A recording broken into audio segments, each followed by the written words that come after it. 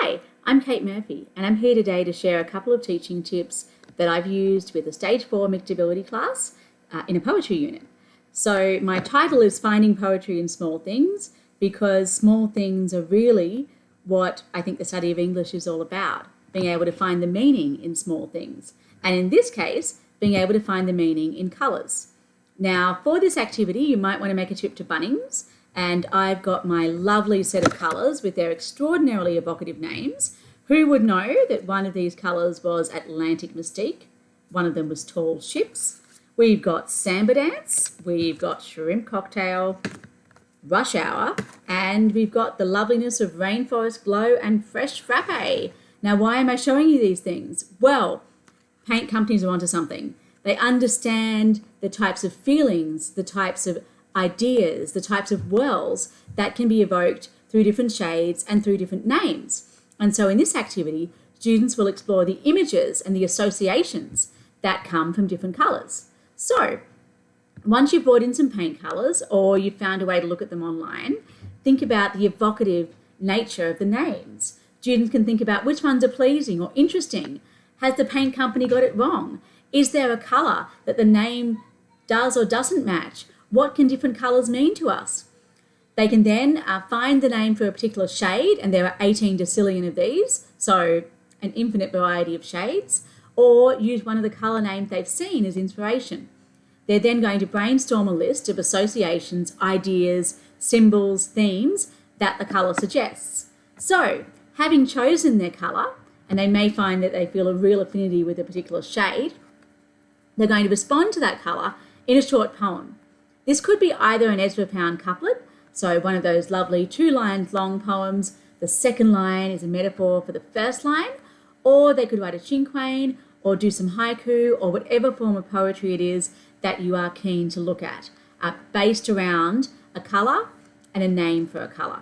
So as an extension or differentiation on this, students who like thinking outside the box could even then go and create their own colour wheel. Doesn't need to be a traditional set of rainbow colours or a traditional series of 12 colours, but they are going to find 6 to 12 preferred shades. They could all be parts of the one colour, all on the green-blue spectrum, and they will name their wheel. And their colour wheel is then going to try and evoke a particular mood in the responder due to the poetic names they find for the colours. So what does a wheel with colours for peace look like?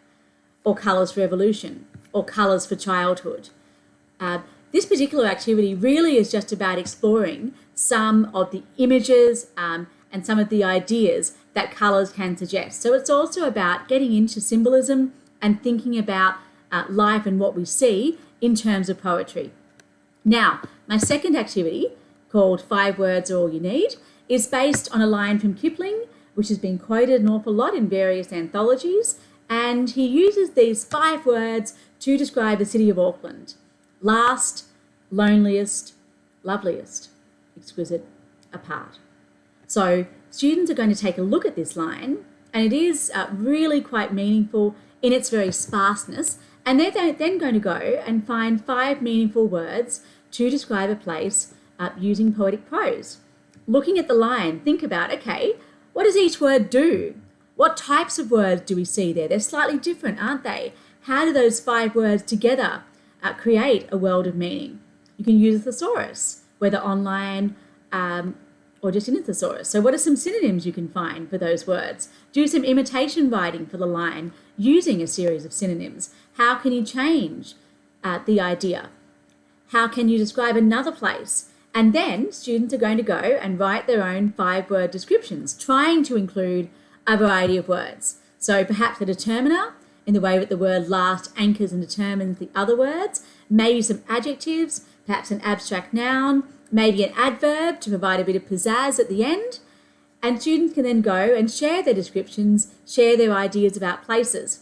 And just for a bit of fun, you can always use 5 words to describe a very unpoetic place as well.